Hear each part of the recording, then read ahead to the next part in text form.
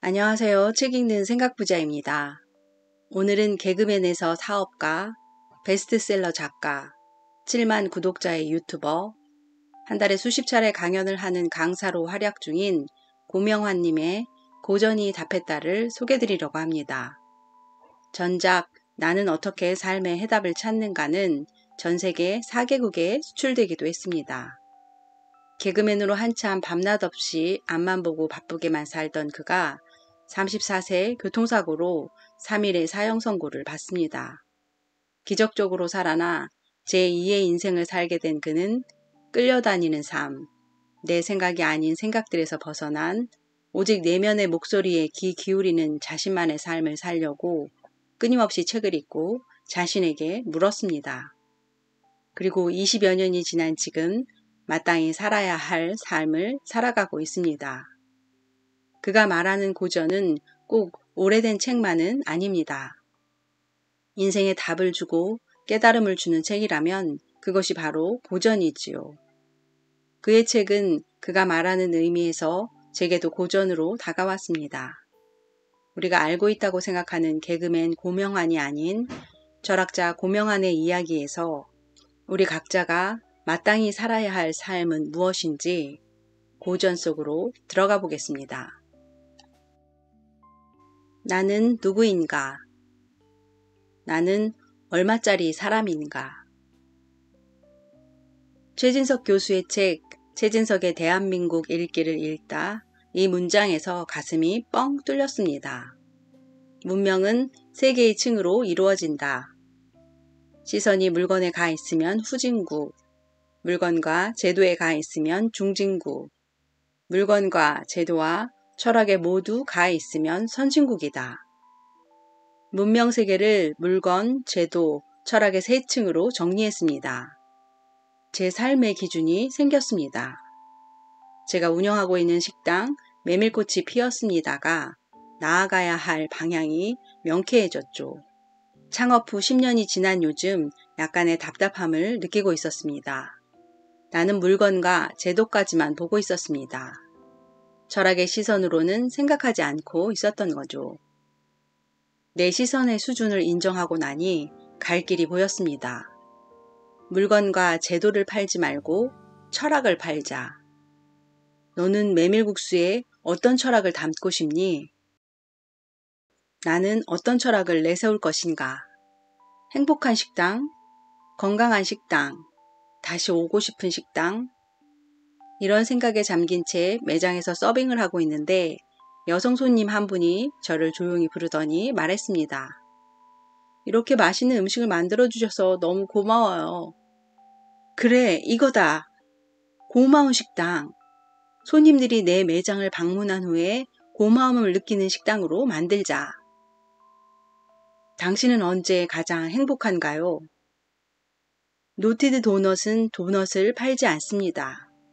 행복을 팝니다. 노티드를 브랜딩한 CMO 허준은 행복을 팔려면 어떻게 하면 될지 질문을 던지자 선물이라는 답을 얻었다고 합니다. 인간은 선물을 줄 때도 받을 때도 행복합니다. 행복은 나눌수록 커지니까 노티드 도넛을 선물하게 만들자. 그렇게 노티드 포장과 홍보, 마케팅 등 모든 방향에 기묘한 답을 얻었다고 합니다. 그렇다면 철학의 시선은 어떻게 가질 수 있을까요? 바로 고전을 읽는 것입니다. 특히 데미안, 노인과 바다, 변신 등등 고전 문학을 읽다 보면 우리는 주인공에게 감정을 이입하게 됩니다. 물건과 제도 수준에 있던 내가 책을 읽는 동안은 그 책의 주인공이 되어 철학의 높이에서 세계를 바라보는 시간을 누리는 것입니다. 현실의 몸값으로 따지면 몇천만 원짜리인 내가 무한대로 돈을 벌 수 있는 정신세계를 경험하고 오는 것입니다. 돈을 많이 벌고 싶다면 더욱 고전 문학을 읽어야 하는 이유죠. 나는 드디어 예술작품을 어떤 자세로 감상해야 하는지 깨달았고 당장 예술의 전당 한가람 미술관으로 달려가 에드바르 뭉크를 만났습니다. 난 오로지 뭉크가 그림을 통해 우리에게 어떤 철학을 전달하려고 하는가에만 집중하고 그림을 감상했습니다. 뭉크의 그림에는 불안과 절망, 어둠이 가득했습니다. 뭉크의 절규는 인생은 원래 괴로운 거야 라고 외치고 있었습니다. 구불구불 이어진 뭉크의 그림들을 모두 감상하고 나오자 오히려 마음이 가벼워졌습니다. 인생이 본디 그렇게 괴로운 것이라면 나는 꽤 괜찮은 삶을 살고 있는 것이다. 나는 뭉크만큼 괴롭진 않다. 뭉크는 어쩌면 고통과 불안, 절망을 삶의 에너지로 삼았을 것입니다. 뭉크의 절규는 아픔을 외치고 있는 게 아니었죠. 고통아 덤벼라, 내가 기꺼이 싸워주마 라고 외치는 것이었습니다. 아직 제도 수준에 머물러 있는 저는 뭉크 전시회를 통해 철학의 세계를 흠뻑 느끼고 왔습니다. 고전 문학을 읽을 때도, 전시회에서 그림을 감상할 때도 뇌의 한쪽은 주유소의 미터기처럼 숫자가 나타나 빠르게 회전하면서 숫자가 커지는 상상을 합니다. 바로 내 몸값이 높아지는 것이죠. 나는 얼마짜리인가? 수시로 질문합니다. 솔직히 말해보죠. 우린 모두 돈을 잘 벌고 싶지 않은가요? 내가 경험한 바로는 그림을 보고 음악을 듣는 것도 좋지만 고전 문학을 읽으며 주인공에게 깊이 감정을 이입했을 때 가장 생생한 철학의 세계를 경험할 수 있습니다. 그로써 내 몸값이 엄청나게 올라가는 것을 느끼죠. 우리가 그렇게도 원하는 돈을 잘 벌기 위한 가장 빠른 길입니다. 2부 어떻게 살아야 하는가? 우리가 늘 불행한 이유. 종종 사람들이 제게 묻습니다. 왜 프랜차이즈를 공격적으로 확장하지 않는지.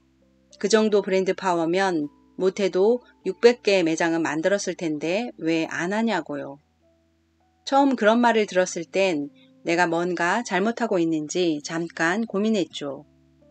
하지만 그때도 막연히 믿는 구석이 있었습니다. 내 속도로 가는 것이 맞다는 생각이었죠. 그런데 에밀을 읽고 그 점이 확실하게 증명됐습니다. 18세기 프랑스 사상가 장 자크 루소가 쓴 에밀의 한 구절입니다. 우리의 불행은 욕망과 능력의 불균형에서 비롯된 것이다. 욕망을 능력 아래 둬야 인간은 자유롭고 행복합니다. 욕망이 능력을 넘어버리면 그때부터 고통이고 지옥입니다.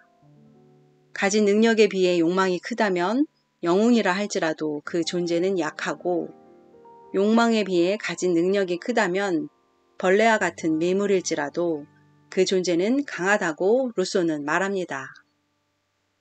자신의 능력은 10억만큼인데 100억을 원하기 때문에 인간은 고통스럽습니다. 능력을 키우지 않고 욕망에 따라 100억을 원하면 매일 긍정 학언을 아무리 외쳐도 소용없죠. 능력 안에서 긍정 학언을 외쳐야 이루어집니다. 자기 능력의 크기를 먼저 알아야 합니다. 자본주의 사회에 사는 우리는 자신의 가치를 정확히 파악해야 합니다. 몇 년 뒤에 자격증을 따고 승진하게 되면 이라고 계산하지 말아야 하죠. 그건 그때 가서 다시 계산하고 지금 당장 얼마짜리인가 계산해 보세요. 그리고 답이 나오면 스스로 인정합니다. 나는 100만원짜리구나. 오케이, 좋았어. 그럼 이제 욕망하기 전에 능력부터 크게 만들자. 인간은 이렇게 발전합니다. 능력을 먼저 키우고 그 안에서 욕망한 후에 이루면 됩니다. 이 과정을 계속 반복하면 됩니다. 능력 안에서 욕망해야 하루하루가 행복하죠. 나를 믿는 것과 능력을 과신하는 것은 다릅니다. 욕망은 끝이 없습니다. 어디선가 멈출 수 있어야 합니다. 그 경계선이 바로 능력입니다.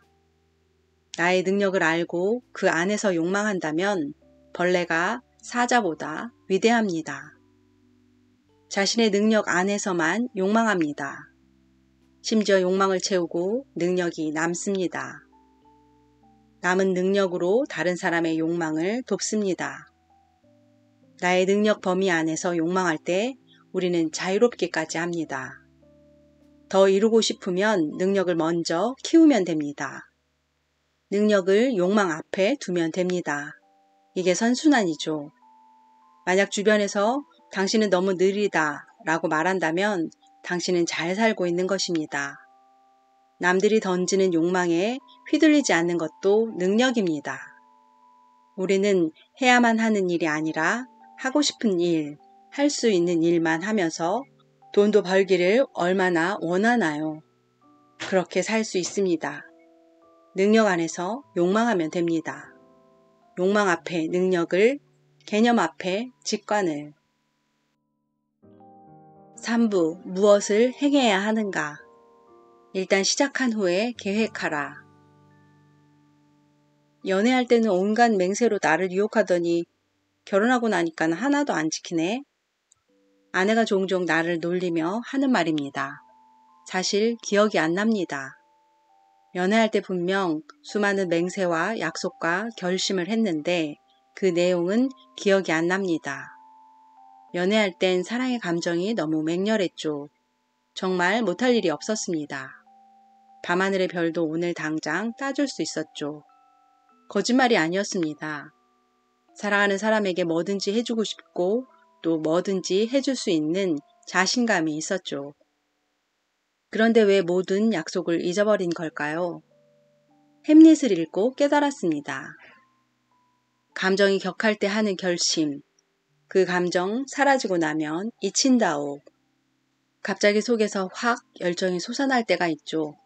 연말에, 새해에, 동기부여 강사의 강의를 들을 때, 감동적인 성장 드라마를 봤을 때, 누군가를 사랑하기 시작할 때, 어려움이 닥쳤을 때 등등 수많은 순간 우리는 격정에 사로잡힙니다. 이 격정을 완성하는 방법이 결심입니다. 내일부터 당장 새벽 4시에 일어나 책을 하루에 한 권씩 읽겠다고 결심합니다. 내일부터 매장에서 먹고 자며 24시간을 쉬지 않고 일하겠다고 결심합니다. 매일 영어 단어를 20개씩 외우고 영어 문장을 5개씩 외우겠다고 다짐합니다. 솟아오르는 격정으로 결심하면 그 자체로 뭔가를 이뤄낸 느낌이 들죠. 아주 만족스럽습니다. 이미 내가 성장한 것처럼 느껴집니다. 하지만 격정이 사라지면 결심도 함께 사라집니다. 격정에 사로잡혀 결심할 때 인간은 항상 자기 능력치보다 훨씬 더 큰 결심을 합니다. 이룰 수 없는 결심을 하는 것이죠. 그러니 곧 포기할 수밖에 없습니다. 전 과거 10년 동안 매년 새해가 되면 1년에 365억 원 읽기를 결심했습니다. 그렇게 한 결심은 2달 이상 간 적이 없습니다. 하지만 2017년 10월 17일 노인과 바다를 하루 만에 읽고 뿌듯함을 느꼈죠. 다음 날에는 데미안을 하루 만에 읽었고 재미를 느꼈습니다. 또 다음 날에는 몽실 언니를 하루 만에 읽고 너무 신이 났죠. 그 뒤로도 결심 없이 그냥 읽기 시작했고 365일 동안 230권 정도의 책을 읽었습니다. 아무리 피곤하고 술을 많이 마셨어도 읽었습니다. 결심을 지킨다는 느낌이 아니라 그냥 늘 자연스럽게 하던 행동이나 이어가는 느낌이죠. 365일 동안 격정에 사무친 날은 없었습니다. 늘 차분하고 평온했습니다. 이런 평정심을 유지하는 게 중요합니다. 결심하기보다는 문득을 느낄 수 있어야 합니다. 그렇다면 문득은 어떻게 내 안에서 튀어나올까요? 역시 평소에 내공을 쌓는 방법밖에는 없습니다. 나는 끌려다니지 않는 방법을 알고 싶어 책을 많이 읽었습니다. 책을 읽지 않아도 결심 대신에 간절한 마음으로 사색하면 문득이 튀어나올 수 있습니다. 베네딕트 스토원의 안셀름 그린 신부님의 에세이 머물지 말고 흘러라 에 이런 구절이 있습니다. 결심이라는 구실로 양심의 가책을 줄일 수는 있겠지만 효과는 없습니다. 결심은 때때로 현재의 도전을 피해 전혀 구속력이 없는 미래로 도망치는 것과 다르지 않습니다. 결심은 미래로 도망치는 것입니다. 지금 당장 읽기 시작하세요. 지금 당장 아무 종이나 꺼내 일기를 쓰세요. 인간은 지금 하고 싶지 않아서 결심을 합니다. 결국 미루고 싶을 때 결심을 합니다. 지금 시작할 수 있는 일을 찾아보세요. 얼마든지 있습니다. 그것을 시작하고 계획을 세우세요. 그리고 문득이 튀어나올 때까지 꾸준히 밀고 나가세요. 결심은 금지입니다.